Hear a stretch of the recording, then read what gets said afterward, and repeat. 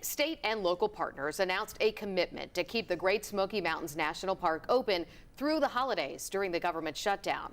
But leaders say they can't afford to keep it open in the same way they did for the month of October. 10 News reporter Olivia Daig spoke with the people keeping the park open. And Olivia, it's a lot of partners and it's a lot of money. The state of Tennessee, local governments like Blount and Sevier County, and nonprofits spent a whopping $1.8 million to keep the Smokies fully operational just for a month. But leaders say that cost is not sustainable. Part of cutting park costs is cutting some people's jobs. At Gatlinburg's scenic overlook, families gather. Lovebirds take selfies and bears crawl. It's a beautiful place to go, especially in the fall. Benton is just one of 1.5 to 2 million visitors expected in the park in October. But if you look nationally, that's more visitation than many national parks get in an entire year. Dana Sohn with Friends of the Smokies says that's a key reason to keep the park open, especially during the holidays.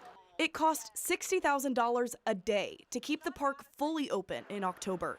Now they'll fund it at $80 grand a week. At the rate that we were going in October, it would not have been sustainable, I don't think, for local governments. Mayor Larry Waters says they're doing their best. Certainly it's not a good situation, but it's probably the best that we can do locally. My message to the Senate is open up the government. And the people who will lose out are park rangers. We are anxious to keep the park protected and open for visitors. At the same time, we're looking at our Park Service families now, most of which are going to be furloughed. Sohn says 2/3 of park employees who trim trees, monitor air and water, and do research won't come back on Monday until the shutdown is over. It's certainly distressing that people are going to be laid off. In this tough situation, though, families are thankful. I think that's amazing.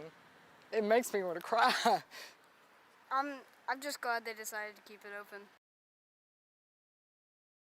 Now, a part of that $80,000 a week to keep things open, of that, $25,000 will come from the state, and 7 different governments and agencies are each contributing $7,000 weekly. You can find a list of what's going to be open at the park and what is not on our website, WBIR.com.